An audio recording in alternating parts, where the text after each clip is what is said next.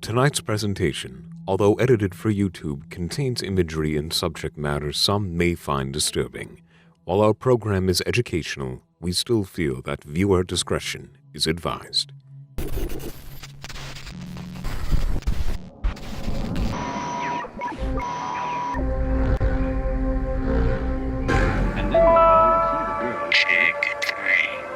The island is famously named after Colonel Caleb Edwards for his glorious and triumphant slaughtering of countless families during one of the great ethnic cleansings of the 20th century. The forceful removal of an ignorant people to make space for destined holders is a time-honored tradition in our still young country. And you will be a part of that heritage, Alex. Do not resist. It will be over soon. I've never been so utterly conflicted about a game until I played Afterparty. Very few games cover realistic, disturbing subject matter, especially subject matter that is related to things that I'm personally going through. And never before have I played a game that was so close to being great, while still just being good enough for what it actually is. With this video, I plan on going through both Oxen-free, Night School Studios' first game, and Afterparty, because I feel like you need to know one to understand the other, to fully grasp the innovations and shortcomings of both properties, and to really appreciate what makes these games so ambitious and what makes their disturbing aspects that much more impactful. Hopefully, by the end, you'll also understand why these games are still good in the way that they are, and what they can do to improve. I also hope to put forward a admittedly personal message, because I won't lie, these games, they make me a little uncomfortable, and I fully intend on explaining just why that is. I by no means am a game developer. I can't tell you where the code went wrong or what decision was the bad one that they made. But I've analyzed the deeper themes, messages, and meanings in many shows, games, and other media before. And these two properties are incredibly close to my heart, so I'm hoping I can do the same thing here. And honestly, I need to admit something. Attempting to do videos like this is incredibly scary because of the likelihood for demonetization and, as a result, lower views. But thanks to today's sponsor, I'm able to pay everyone involved in this project, and I'm even able to fund a future project that will be coming out very soon. So with that said, what is Raid Shadow Legends? Well, now it's a PC/mobile game that boasts full-on cross-platform play between the two systems. But besides that, it's also a turn-based RPG with a full grand story to boot and features a collectathon hero system that lets you customize your team the way that you like to play. By the time this video comes out, the new Tag Team Arena multiplayer mode should be live in-game. Instead of it just being one round of 4v4 PvP, it's now a best 2 out of 3, leading to a much more competitive atmosphere. If you're able to get to higher ranks early on, you'll be able to get some seriously cool rewards for being an early adopter. The large selection of detailed heroes is likely one of this game's best aspects. But besides that, there's also battles, boss fights, faction wars, and even online tournaments to involve yourself with. So whether you like PvP or PvE, or just having something to do in a video game, Raid has you covered. So go ahead, download this game either from the App Store or for the PC, and the link's in the description below. And if you happen to use my links, and you're a new player, you get 100k free silver and a epic champion to boot. All you need to do is check your inbox, which is the chest icon in the top right hand corner of the screen, and you'll get your free epic champion and 100k free silver. The Jotun should serve you well. So, with that said, I'm your host, That Creepy Reading, and I'd like you to sit back, relax, turn down the lights, and prepare to be scared as we discuss why Oxenfree and Afterparty are incredibly disturbing.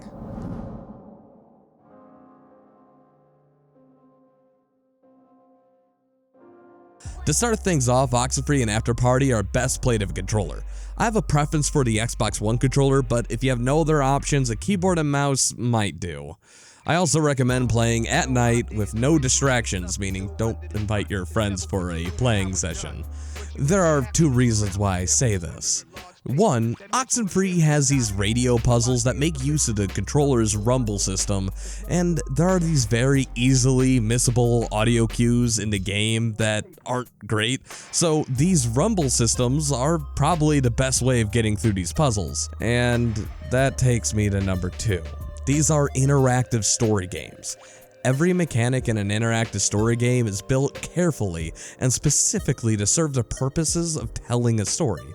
It's best to limit the number of things that can take you out of the story, and well, I don't mean to sound like an ultra turbo nerd from the future, but the digital input from WASD controls just generally feel more gamey than the analog controls that are in this game. Also, I should mention that the focus on story is the reason why a lot of games in the interactive story genre are considered walking sims, like What Remains of Edith Finch or That Dragon Cancer. The best way to give you guys perspective is that a normal game is built with the mechanics in mind first. Then those mechanics are refined to a fine-tooth comb with a story being crafted around it. For interactive story games, it's quite the opposite. Basically, we got a story and we're trying to build a game to best tell that story and draw you into it. And to conclude, I will be spoiling each of these games, but personally speaking, I don't really subscribe to the idea that spoilers hurt the experience. And if anything, this video is going to get these games more attention, which means that more people are gonna have a chance to experience it for themselves. After all, these are interactive stories, and I'm only presenting one of many experiences that you may be able to get.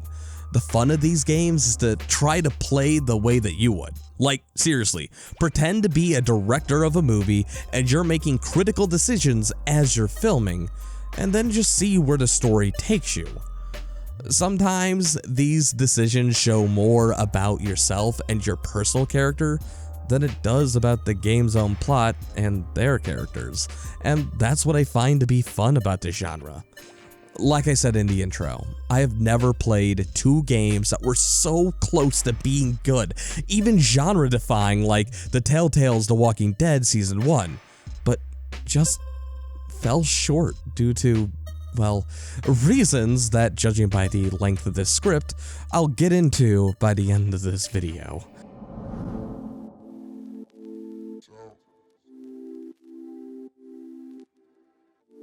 So, I might be burning a few bridges for even talking about this, and this kind of double sucks too, because I was hoping Night School Studios would be willing to at least send me review codes in the future, but this segment might prevent that from happening.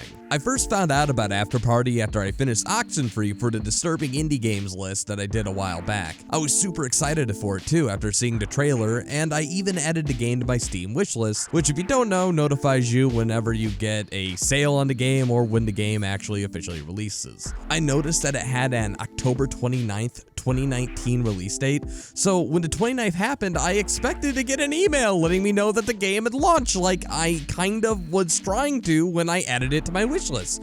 I also check my email daily, and I even check my spam folder every now and again just to make sure that there isn't anything missed, and yet I didn't get anything. To my disappointment, my roommate told me 3 days after the initial release that Afterparty did in fact come out, except it only came out on the Epic Games Store. I was confused by this and checked Steam only to see this, which is still in effect today. To be announced. It's because of this that I suspect Afterparty didn't do as well as it could have, and is partially why I'm making this video today. I hear a lot of news about Oxenfree. Everything from Let's Plays to reviews to editorials, and each of these seem to pull in decently high views, but with Afterparty, the biggest person who played this game seems to be Jesse Cox, and I think the most viewed video on this game on all of the internet is just an IGN review with a little over 200k views, which is a far cry from Oxenfree's most viewed video, which has almost 3 million, but still hovering in the 2 million range. I am not saying that the game failed, or that there is really any statistical data I could prove this. Only thing I do know is that there's a lot less people talking about it, and I think that's because of the Epic Games Store. I guess what I'm trying to say is that because Night School Studios promised this game to be on Steam, gave little to no notification when that changed, and did not release the console ports until just a couple of months ago, that Afterparty might have not have reached the audience and appreciation which the last one did. Seriously, I would love to see some more fan art of Sister Mary Wormhorn. Honestly, I love her design and the way that she floats and the fact that she's just really bad at being a personal demon. Oh, are you like tormenting us now or something? Yes, that is the idea. See you inside. Or not, 'cause you suck. Laugh at him, ladies. Look, screw that thing, Lola. Let's just check Bicker and find other people with a spare invite. But when I look up anything related to this game, there's just no merch, no fan art, no plushies, no one even really talking about it, which to me, I think, is the biggest crime. And I believe that to be a result of Epic exclusivity. And I'm literally just talking in a artistic perspective here. If it turns out that the Epic exclusivity helped the studio float better and they made more money and were able to support themselves because of that, then great, good on them. I just really hope that if you're interested in this game, that you may be willing to try one of the other avenues for, well, getting this game. I would love to see more projects out of Night School Studios, and honestly, if you're really interested, I do think that the Switch port is likely the best one, since you can play it on the go, or better yet, in the dark, in your bed with the lights off, and with nothing but you and the game and nothing to distract. So if you want to play the PC version of the game, you're gonna have to get it on the Epic Games Store until a date is announced that it'll be available on Steam, which honestly, don't expect it. At this point, I doubt Epic is gonna drop the exclusivity entirely. And I can understand if that's a deal breaker, because I'm going to be honest, it was almost a deal breaker for me.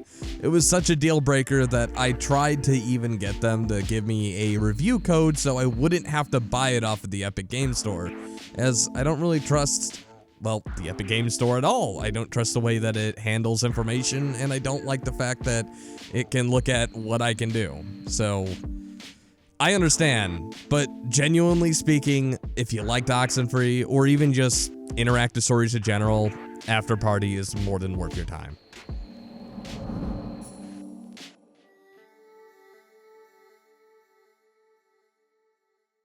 So, I'm gonna be frank with you, music isn't a thing I have a trained ear for. Sure, my dad was a DJ and worked at the MGM Grand in Detroit on the weekends, and I personally made songs before using Ableton and Fruity Loops, and I personally work with a musician on my channel, but honestly, I just don't have a big ear for it, and criticizing music isn't very much my forte. But that said, in terms of a story-based game, music can have a seriously powerful impact on the narrative and how one feels. Like I said, I have autism and it's hard for me to read tone of voice and body language, so using music can help me get into the right mood. So with that said, Oxenfree's soundtrack is nothing short of haunting. These synthwave beats have these long droning segments that really imply something is seriously wrong, and once again invoking that cult 80s film vibe that the creators of the game have stated that they were trying to do.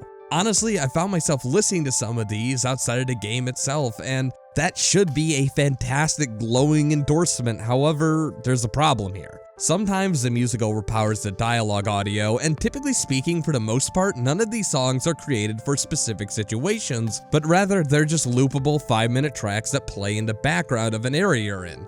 So when something emotional or big does happen, either the music's turned off or, well, it continues on in the background and creates a mismatched tone.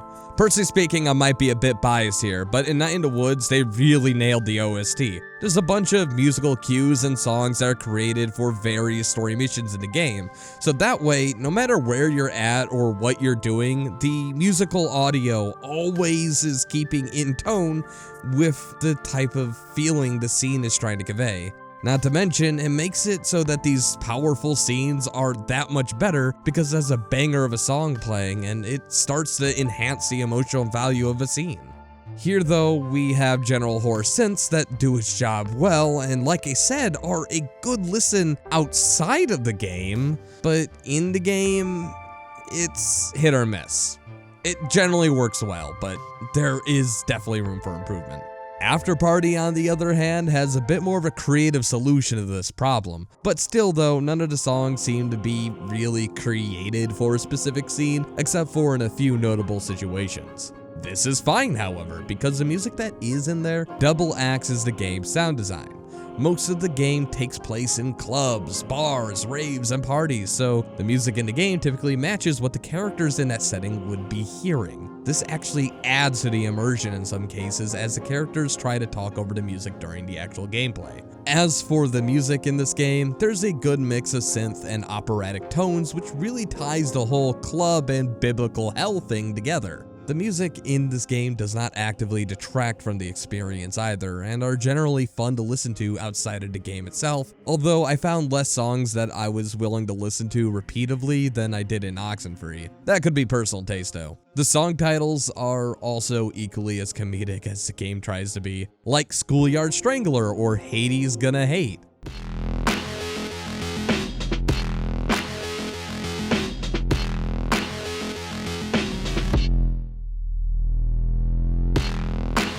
The game tries its best to remind you that these are bars, music is loud, and in hell, everything can go wrong at a moment.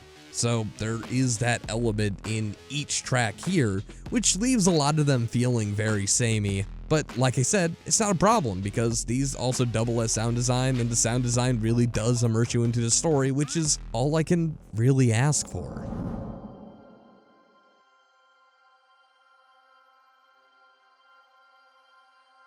Both Oxenfree and Afterparty have amazing art direction. However, Oxenfree suffers from one major flaw that permeates the rest of the game. The camera is pulled way too far back all of the damn time. It's to the point where sometimes I lose focus on where my character is at, and in a genre where immersion is everything, that's a problem. Something that makes this even worse for me is the fact that I have autism, and a part of that fact is that I struggle to read body language and sometimes even tone of voice. That's probably why I love the emotionally hard-hitting series like BoJack Horseman and Agretsuko. The animation keep posing is so strong and just expressive that it breaks through that barrier. Unfortunately here, the character animation is just so underwhelming. Combine that with the pulled back camera, and I can see why some people told me that they did not particularly enjoy this title. Besides that, the backgrounds in Oxenfree do serve their purpose, even if they get too much focus. Fort Mjolnir is a creepy abandoned military base, the campground and woods are very scenic, the Adler Mansion looks homely and lived in. The ghosts, or the sunken, that haunt the island are all from the 1940s and can only communicate by either controlling one of Alex's, the player character's friends, or through low-frequency radio waves. Not to mention, the titular monster can often be seen in the background of certain scenes. The game does not play this up, so when you notice it, it's actually sufficiently creepy.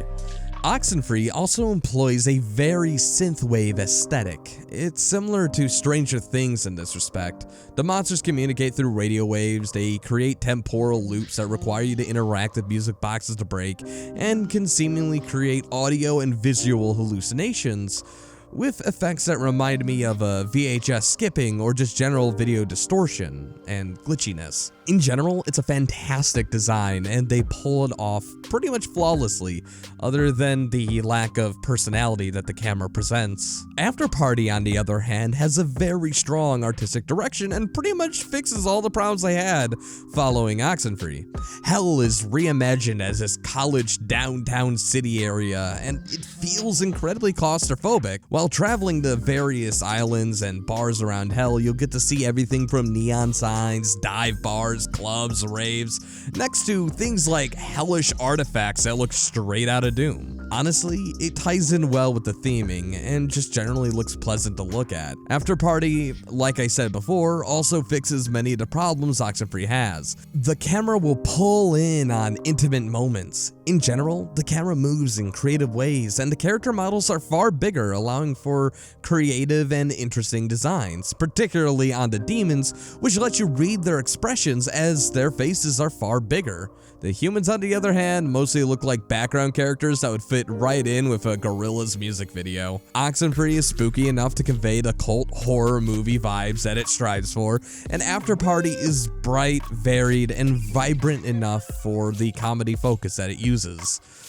I just think that Oxenfree has a few technical difficulties that are entirely fixed with Afterparty.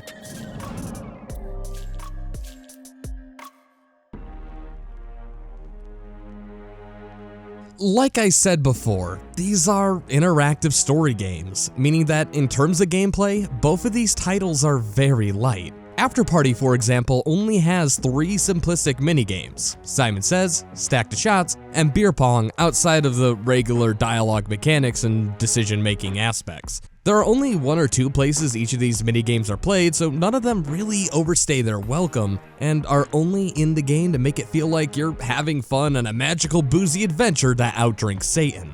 Sure, it's boring and simplistic and not particularly great, but they never really overstay their welcome either.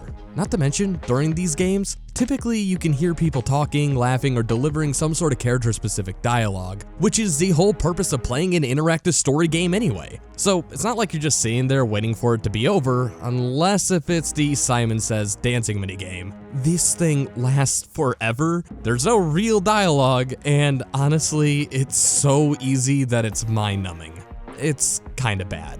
Luckily, this is only done once or twice, so you don't have to suffer for too long. One of the things I really liked about Afterparty was the fake social media app Bicker. There's just so many funny lines that are actually oddly related to my line of work, and it's just found right here, and it's kind of tucked away. It's mostly in there for a joke, but there's actually one segment where you have to check it in order to solve a puzzle. One of my favorite set pieces is near the beginning. We arrive at Lucifer's house only to realize that there are too many people that want to get into this party, and that if we want to get in there tonight, we're gonna need to figure out a way to get a VIP ticket.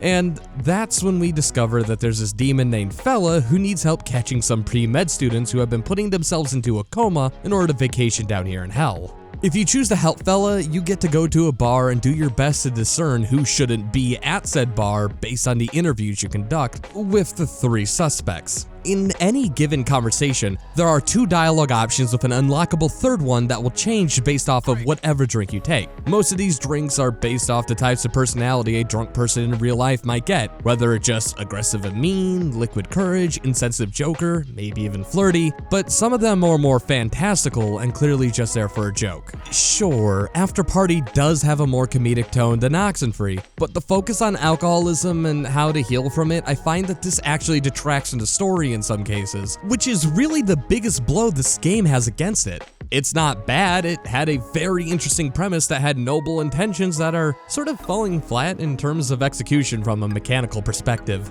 That said, very few games that even attempt to comment on alcoholism and try to tie their mechanics to the message of recovery. And when you put it like that, it kind of makes sense that their first attempt at it just didn't go as well as it could have. I think the closest thing we got in terms of an interactive medium game that covers alcoholism in any respect is that Call of the Cthulhu game, and that's only there in name only because it's a Lovecraft story and the main character that was in said story was also an alcoholic. Oxenfree, on the other hand, is far more focused on exploration. Sure, you can blitz through the game and finish it in roughly 2 to 3 hours, but most of the game's lore, background, and character development is found in optional dialogue segments and hidden collectibles all over Edwards Island. Most of these collectibles are either found by picking up letters off the ground or tuning into a specific radio frequency in a specific area. For example, if you see a tourist board or a point of interest in the background, typically you can pull out your radio and notice that the stations are highlighted in green.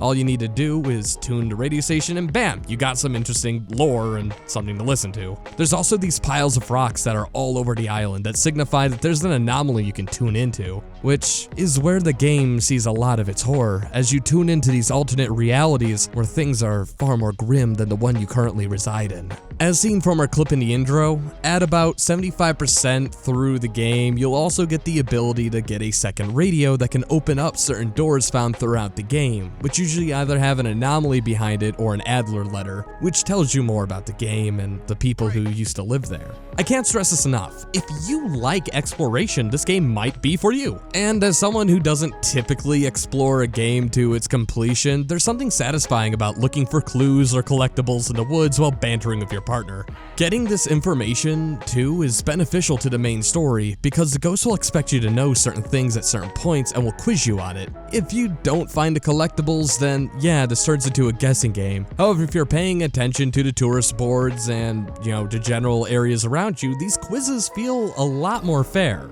What you say and when you say it also matters in this game. There's this interrupt system that's not present in Afterparty. This is because in Oxenfree, the game expects you to manage your relationships with other characters around you. People will get offended, annoyed, and pull you in different directions, which is all anxiety-inducing, and it's very easy to put yourself in a situation where you just please no one to the detriment of yourself. The relationship system is also one of the only factors that will affect which ending you get. People will view you differently if you acted differently, which makes the whole relationships forged in this game feel far more realistic and personal than Afterparty ever even gets close to.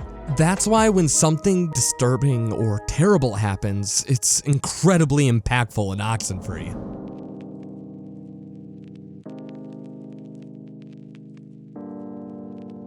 The story of Oxenfree is best summarized as a teen drama that's hijacked by a cult film supernatural monster.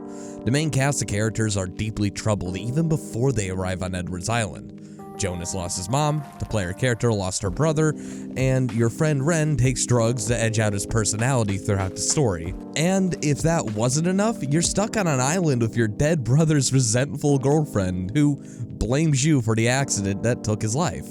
This creates quite a bit of conflict between the characters, as you can imagine, and it's a part of the reason why I found this game to be the most impactful out of the two. Like I said, I'm autistic and sometimes reading situations is difficult for me, and there were several situations in this game that got me to look at my own life in a different way. I think the biggest lesson I took away from this game is just the general fact that you can't please everyone. No matter what you do, who you are, or what you strive to be, someone's gonna be upset with the choices that you make. And even if you try to cater to everyone and have perfectly valid explanations for why you do the things that you do, sometimes, if you try to cater to everyone, it just leads to everyone being just as unsatisfied as you are, which can eventually wreck friendships. When I played this game back in 2018, I was going through some drama in my own friend circle, and I ended up losing quite a few people I cared about, people I still miss to this day. And this is because instead of sticking to what I thought was right, I instead tried to cater to a person who was admittedly abusive, which in the end saw everyone just kind of drifting apart. After playing this game and being showed the flaw of that kind of thinking and behavior, I realize now how stupid I was. And as I stated before in my indie games list, when I was done with this game, I was left shaking and on the verge of tears, which is why I found it to be disturbing. That a game story for that matter, managed to put me in that state. So, what is the story here? Well, essentially it's split into two. The ones where you are trying to solve the conflict between you and your friends, and the central ghost on the island. When you arrive on Edward's Island, Alex and Jonas manage to tune into some sort of spectral rift in reality, letting out the central antagonists, the Sunken, who are these ghosts from the 1940s. Apparently, a US submarine was destroyed due to friendly fire, and that caused the entire crew to die. But due to the special properties of the island, their souls got trapped into a void, one where they experience reality an infinite number of times. It's actually described in the game as existence and non-existence at the same time. That the crew are basically still in limbo, where they have to relive the horrible events of their death for seemingly an eternity. That's until they're freed. After that point, they are able to carry themselves through radio waves that are surrounding the island. The longer you stay on Edwards Island, the more ways you absorb, which makes it easier for them to either control your body, make you hallucinate, or trap you in a temporal loop designed to waste your time, and take in more of these waves. These loops are basically closed after solving a dialogue puzzle followed by tuning a music box. Eventually, they will be able to exert enough control to take over your body and just be alive again. This understanding, I feel, makes their motives far more horrifying and disturbing than they would be otherwise. Because again, you can relate, you can understand, and in a similar situation, you might be willing to do the same thing. Throughout the game, you'll be making choices and bantering with one other AI partner at a time. The only real problem with this is that due to there being so many characters, some of them fall by the wayside and only have a few scenes where you can make an impression. Clarissa suffers the most from this, and she's only in the official game for like 2 scenes, and then the rest of the time she's either possessed or in a flashback sequence where you can't really do anything. Otherwise, these characters are mostly relegated as background characters. Still, I love them, and these individuals have a lot of chemistry with each other and play off of each other very nicely. Alex, are you all right? Alex! Not funny. Not funny. Opposite. Total opposite of funny. Look up. It was worth it. Because of the way that these characters are played, you're actually able to make this game feel more personal and relatable. Because these characters act like actual humans. Not a lot is played up for comedy, and basically, there's a lot of human moments within this game. Which brings us back to the ghosts. The ghosts really go out of their way to stress your relationships with these other people, constantly trying to make you second guess reality and often using the visual language of suicide to try to deter the player and her party from certain actions. Clarissa! Is there anything like, can we cut her down with something?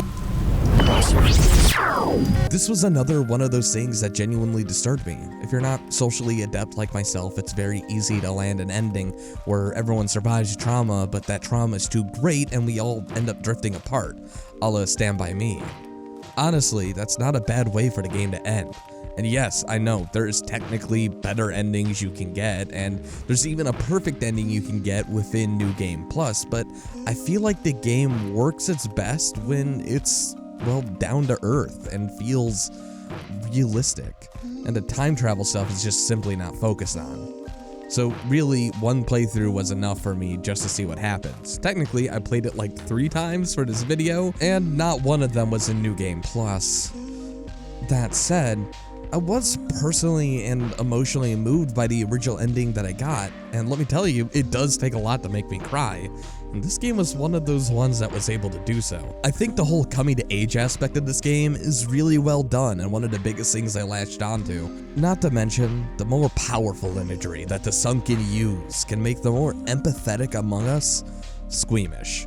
Overall, it's great, and I can see why it touched so many people when it came out, and was able to get view counts and recognition in the upper millions.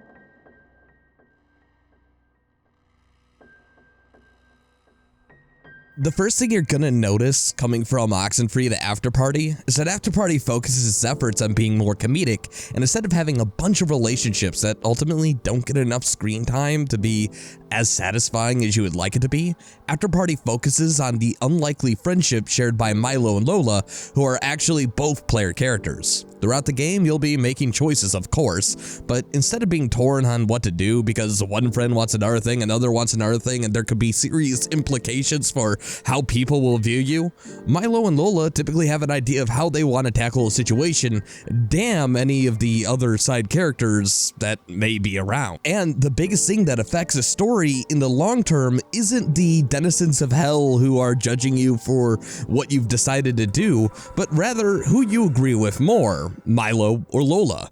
This philosophy actually works significantly better in this game than it would in Oxenfree because of the laid-back tone it's going for. I'm no longer stressing over every dialogue choice, and each story-relevant choice is telegraphed in the same way that the Telltale games are. Really, Afterparty is more about the journey than it is about the destination, as the game feels like you're stumbling from one set piece to another, similar to how someone like me might stumble from one bar to another if the night's still young. Afterparty begins with Milo and Lola at this college graduation party. Well, this is it. Our journey has come to its end. Our lives, as we know them, are over. What? Colin, we're adults now! Which turns out to be a practical joke played on you by a few demons. Once again, suicide is used, but this seems to be more of a dark comedy thing than really trying to use the imagery to invoke feelings of discomfort. After being spared an eternal punishment for the night, Milo and Lola have till the morning to figure out how they're gonna out-party Satan or suffer an extremely cruel and ironic punishment. Now, for robbing all those liquor stores, Dev will be suspended from a pole by his genitals. What? While children use your head like a tetherball, weather permitting. While Milo and Lola are going from bar to bar, meeting people, doing favors, and getting closer to their ultimate goal of out-drinking and out-partying Satan, they're tormented by their own personal demon, Sister Mary Wormhorn. Basically, she's the choice wheel at the end of a Telltale episode, personified into a character. I also like how excited she is to begin her job after being created. I'm just about to clock in. Just wanted to let you know. Just so you're aware, I'm really excited to hit the ground blazing. You'll find Wormhorn in the background just taunting the player, after every set piece reviewing the actions the player took, which actually gives you an insight of how things could have gone differently. And at certain points of the story, she will personally pull Milo or Lola into something more personal. It's because of Wormhorn that we get to learn about Milo's familial hangups. I don't care if you're scared. We drove all this way because you wanted to see the carnival. But we're here now, and you're gonna hit the damn target. After being annoyed with the other monarchs of hell, Satan says that he'll only accept his challenge to out-party him if you can convince 2 other monarchs to give you approval. Out of the 5 that are stated to be in the game, you only can pick from 2 here, Asmodeus and Apollyon. Asmodeus kind of feels like, well, he's tacked on. The whole segment can be finished super quickly if you choose not to go for the side objective. Basically, he's been in a millennia-long spiral along with Satan, although his is inspired by the loss of his ex-wife. All in all, this section feels like there are moments that are entertaining. I'm a living symbol of triumph! Milo, what the fuck are you? Cheese and rice, are you kidding me? You really shattered your pelvis just to get your dull-faced insecurities back? But it's still not the best either. It wasn't my favorite part of the game. In contrast, Apollyon offers less story choice here, but has a better story overall. You find out that she frequents a bar that only accepts demons, so after getting a disguise, you confront her at said bar. Based on the way things are presented to you, you can kind of tell that something's going down with Satan, but you're not sure what's going on yet, and there's this implication that Polly might be trying to stage a revolution. Apollyon will give you the chance to challenge her at a game of stack the shots if you can make sure a innocent soul remains in hell, because apparently she has some plan for him. At the trial, if you take a specific drink, you can actually set the defense lawyer on fire to prevent him from sharing his evidence. Or you can be passive and, well, not let someone who clearly doesn't deserve to remain in hell stay in hell. Regardless of your choice, Polly respects the player and the decision making that went behind said choice and grants them their game a chance. After the game, she actually has some incredibly solid advice. The point is, people have always drunk to excess, drunk to compete in excess. And in the morning, and wrapped in their hangover, they feel wiser for it, as you would after surviving a storm. The thing of it is, they've only survived the day. And you can't dodge the bill collector forever. You drink though, right, Polly? We saw you at the Sealed Knot. Of course, Lola. But there's having fun to have fun, and then there's having fun to not be sad. The difference is in what's waiting for you in your empty apartment when you get home. After getting approval from the other monarchs, you can go to challenge Satan, but Wormhorn finally concocts a scheme to finally get under the player's skin. that's when we're given the reveal that the reason why Milo are in hell is because of how shitty they were to each other in life. That's why they have a shared personal demon, and why they were sent here together. This is also where your choices throughout the game finally coalesce. Basically, depending on your choices, it will either be revealed that Milo or Lola did the things that they did, not because they wanted to, but because they were just following someone else's lead. He's quite serious, Lola, but before we get into your ultimate disillusion, let's see who won! The suspense is killing me. What are you even talking about? What is this? The winner is Lola! Yes, but Wormhorn, what does this mean? What does she win? Well, that's the 72 trillion cell question, isn't it, kids? That's the Toba catastrophe. I piss when I hear the sounds of lawnmowers question, isn't it? You won. Your point of view. You won your point of view. That's what you won. I also really like the idea that the biggest problem these characters have is a toxic codependent relationship, and it was really a solid twist. Satan, it's a great honor. I imagine it would be for a creature such as yourself. Doubt is for lesser beings. Personal demons are lesser beings. They make us lesser, so they are lesser. It's also about time for you to die. Isn't it? Personal demons expire in the rays of a new day. Your traumas are your own, but how they express themselves gets refreshed every 24-hour cycle. Think of it as trimming the flowers so new ones can grow. Okay, now everyone say, goodbye, Wormhorn. Goodbye, Wormhorn. I would spend your last hour wisely. Yes.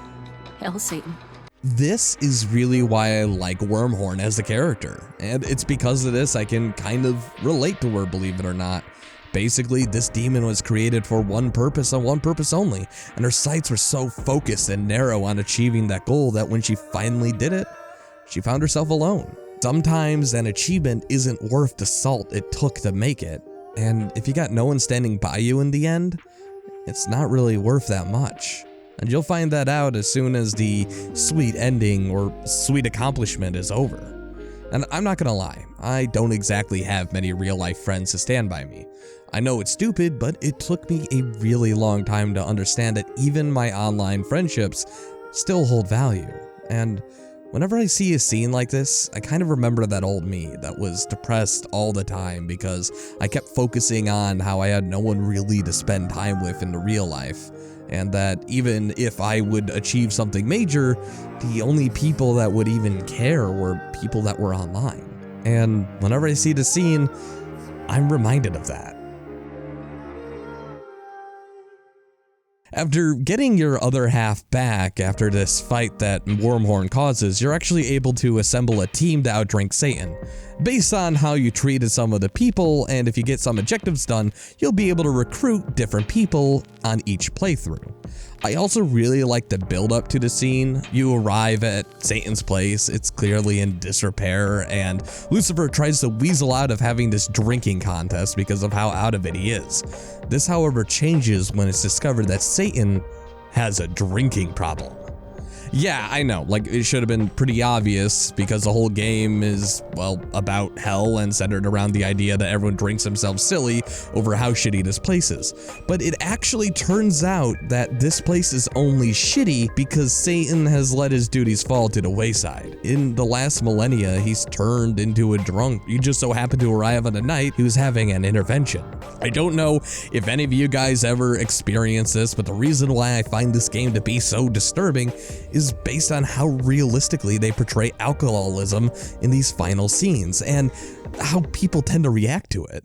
Alcoholism actually runs in my family, and I even know some people who are incredibly close to me who would rather spend 3 months in prison missing important holidays like Christmas than be incapable of drinking due to probation for over a year. And to make things kind of worse about that decision is that my grandfather died this year, shortly after Christmas, and that was probably the last time I ever got to see him. And I can't even imagine how it would be for that family member that was in prison during this time. not being able to see him one last time, and it's all because of an alcoholic addiction. When I see this kind of family member, I wish I can help, and it's incredibly infuriating and frustrating and, well, just saddening when you know that you're kind of powerless. The main points this game tries to hammer home, which is a message I want to try to push out here, is that alcohol is a tool. It's not bad on its own. Much like a hammer, which can be used to drive in nails or break a human bone, alcohol can be used in much of the same way, making a good night great, which I can attest to. Some of my greatest memories are while I was intoxicated with friends. But if you use it to exclusively hide from pain or become dependent on it to get away from some underlying problem, alcohol becomes the thing you're dependent on, and it's going to make things worse. And the more problems that you have, alcohol is only going to add on to it. Most situations are going to be made worse by getting drunk in order to deal with it, and this is reflected in the game's mechanics, because most of the regular dialogue, not related to puzzles, is only made worse when you actively choose the drunk options. The one thing I learned shortly after this game is that when it comes to alcoholism, you can't really force other people to get better. They have to want to get better on their own, and even though that's hard to accept, even if these people genuinely mean the world to you, the best thing you can do is just keep your door open when they do eventually make that call. So, with that out of the way, in the end, you're presented with two choices: outdrink Satan, get out of hell, and, well, try to make a better attempt at heaven, or refuse to play into this game. Refusing to play into his game has a better ending in my opinion. Basically, Satan gets frustrated and is finally forced to confront his shitty behavior. As a result, he sleeps out the booze and starts to try to better himself, and 3 months later, it turns out that Lola and Milo are adapting to hell life much easier now, and Lola is even learning law, even if it's, well, hell law. Satan is struggling to keep off the bottle, but with his new support system, people are remaining optimistic that, well, he'll get better, and as a result, hell will get better. I don't know if there's something I find touching here, and it's also implied that there may be another way to get out of hell Milo and Lola can pursue, but in general, this ending just seems a lot more right and ties better into its theming. The other ending focuses on Milo and Lola's relationship. In hell, it's learned that they were kind of terrible to each other and they were only friends due to proximity, which in the game it's stated to be not entirely a bad thing, but without any breaks, they kind of got toxic to each other. So they separated a bit, Lola moving out of state for a job and Milo staying in to help his mom. It's a nice feel-good joke ending as Satan lets everyone who is in your party return to life as well, which can include your own personal demon and one of the monarchs of hell for some reason. However, it doesn't really feel like it ties into the themes of the story this game has been hammering up till this point. That said, this phone conversation that they have with each other just, well, it feels human. All I know is that seeing the way that Lucifer's family reacted to him and seeing this depiction of an intervention play out followed by this last segment where Satan tries to berate you into drinking him left me uncomfortable because I've been in that situation. I've had people pressure me into trying to drink even though I didn't like the people that these individuals I called my family were becoming. And I've never seen anything quite similar to this in an interactive medium before, and the topic of alcoholism is all but not covered in video games at all. I just kind of wish that the mechanics were fitting better with the theme and that the endings kind of made more sense with it. So it looks like you made it to the end of yet another super long video. Well, thank you. I'm sorry for not having the Patreon thing up this time, but simply put, this project file has gotten so bloated that every time I try to do anything within it, my computer kind of just freezes for like up to a minute, and editing the last portion of this video as a result has been nothing less than a living nightmare. So Patreon people, you know who you are. I'm definitely going to get anyone I missed during this one in the next one, and all cool there. I'm doing a video titled 5 Reasons to Hate Butch Hartman. I got the next disturbing video games list coming up, as well as another disturbing animated films, which I think is going to be very fun to do. But outside of that, I got many projects, many irons in the works, and I've been just exhausted. But the things to make me even more exhausted is that I'm doing a contest. Yep, a contest. Basically, I really like Sister Mary Wormhorn. I want to inspire more fan art for this game. So here's the deal. If you draw that character, Sister Mary Wormhorn, as seen on screen now, and you decide to send it to me on Twitter, seen at Creepy Reading, I will be collecting all the drawings that are amazing and DMing the winner a free copy of both Oxenfree and Afterparty.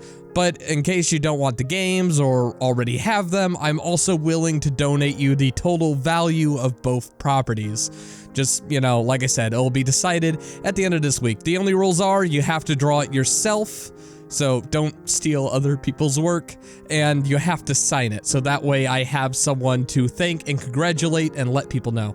So yeah, that's right. At the end of this week, Twitter thing, have fun. I'm gonna go die now. Thanks for sticking around. Now that that's out of the way, just understand that everyone struggles, everyone has problems, and everyone is just doing their best to make it out of this whole crazy everything. And the only thing I want you to know is that no matter what happens today, tomorrow the sun is always gonna rise. And I don't know about you, but I'd rather be there to watch it happen. So with that being said, sit back, relax, and have a beautiful life. I'm your host at Creepy Reading, and I'm signing off.